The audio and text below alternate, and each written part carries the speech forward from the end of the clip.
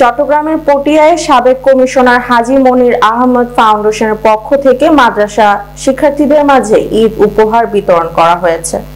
আমির ভান্ডার দরবার শরীফ জিয়ারত খানায় আমির ভান্ডার বসরিয়া এতিমখানা, আমির ভান্ডার পুরাতন বাড়ি এতিমখানা ও মা ফাতেমাতুজ জোহরা মাদ্রাসার প্রায় 2 শতাধিক শিক্ষার্থীদের মাঝে এই উপহার সামগ্রী তুলে দেন অতিথিবৃন্দ। এতে প্রধান অতিথি ছিলেন আমির ভান্ডার দরবার শরীফের সাজ্জাদানশীল হযরতুল হাজ শাহ সুফি সৈয়দ মামুন রশিদ শাহ আমির ভান্ডারী।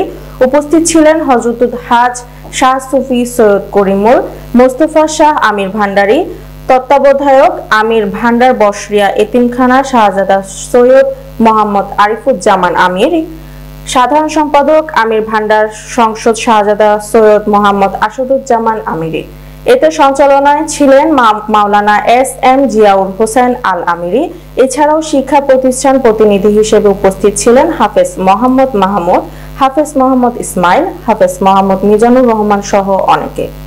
প্রতি বছরের নিয়ে এবছর হাজী মরহুম মনির আহমদ সওদাগরের পক্ষ থেকে পটিয়া বসরিয়া এতিমখানা, খাতুনে জান্নাত মা ফাতেমাতুজ জোহরা এতিমখানা, আমির ভান্ডার পুরাতন বাড়ি এতিমখানা, 3টা প্রতিষ্ঠানের প্রতি বছরের নিয়ে এবছর হাজী মরহুম মনির আহমদ সওদাগরের পক্ষ থেকে কাপড় দেওয়া হচ্ছে এবং বিশ্বভারতী আমির ভান্ডারের পক্ষ থেকে কাপড় গ্রহণ করবেন। উপহারগুলো